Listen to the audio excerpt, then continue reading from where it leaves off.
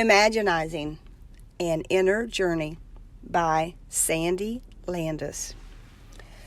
I wrote a children's book entitled Be a Kid and Have Fun for my grandchildren. After I finished it, I realized it wasn't finished. As adults, we forget about the idea of fun. We get so caught up in our adult world that we lose the magic. It is my heart's desire to bring you back to this blissful world of magic and love. Just like the children, we have the right to claim these miracles as adults. I invite you to journey with me to the land of excitement and adventure, a land where it's natural to laugh and play all day. Once you have received this gift of joy and truly make it yours, you will never want to return to a life of misery or sadness or boredom. Chapter 1, Spiritual Encounter. "What is the matter?" my husband asked. "I don't know," I sobbed as hot tears filled my eyes and my voice trembled with fear. "There is something in this car, and I think it's connected to your mother." My husband just shook his head as he closed the door and returned to the Department of Motor Vehicles. Ruby had died just a week before, which left Rick and I very devastated. She was a wonderful mother, and I had also loved her since I was a little girl. I would jokingly say I married Rick to have his mother as my mother-in-law.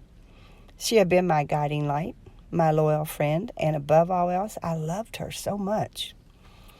Rick was not taking her death very well.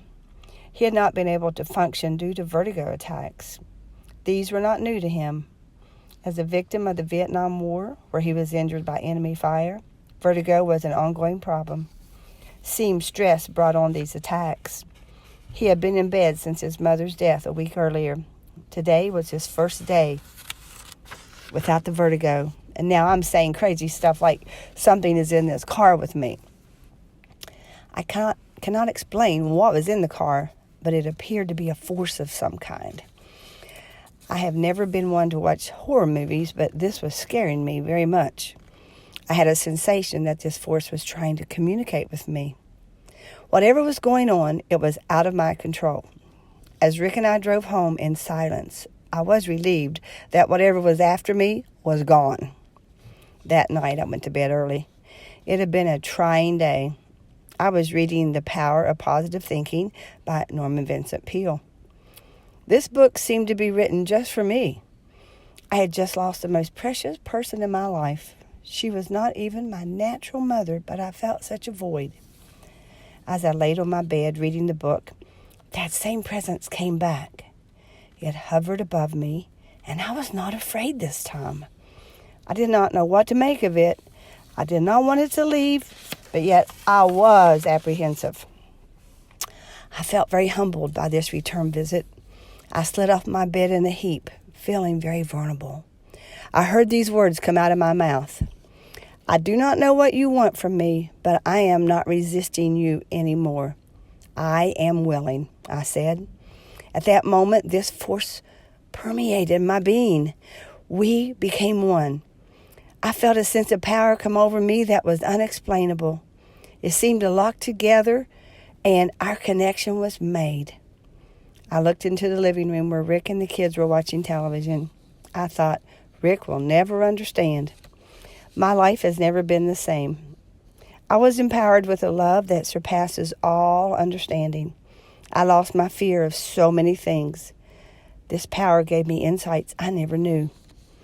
Now, I've been going to church since I was in my mother's womb, and I always had a reverence for God, and I tried to please Him. I was not prepared for this new relationship I was invited into with my inner spirit. The next day was the first day of my new life. Up to this time, I had been a person full of fear and anxiety. Everything I thought and did was out of fear. Fear of rejection, fear of survival, fear of failure, fear of not pleasing everyone, fear of acceptance, and on and on. When I woke up the following morning, everything seemed the same. Rick was still asleep. I quietly left the bedroom and started breakfast. I looked the same.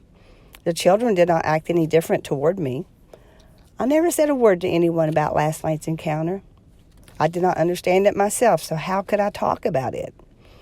I realize now that my life before the connection to my inner spirit was mostly indoctrination. Was there something special about me which allowed this spiritual encounter? It is written, "Seek and you will find. Knock and the door will be opened." Each individual has the same opportunity to become united with their inner spirit. The deciding factor may be, are you seeking? Seeking a life of freedom, love, joy, peace, etc. The world of our five senses knows nothing about the inner spiritual world. The spirit world operates from spiritual law. The spirit world operates with principles that are not beliefs. They are universal laws that have been operating since the beginning of time. No one is exempt from entering into this world of bliss, pure love. Human suffering seems to be a key factor in this union of our spirits. Suffering takes us to an area of desperation, thus making us seekers. I could have rejected this opportunity to unite with my inner spirit. Actually, I did the first time I was approached. I almost rejected the most awesome experience of my life. You may have already been at this crossroads to surrender your will to this inner power. Hopefully, you have experienced what I'm writing about. If not, always be alert to the invitation. It's personal and no one can do it for you. Once you have experienced this invitation and accepted it, life takes on a new meaning. From another realm of love, peace, joy, freedom, and so much more.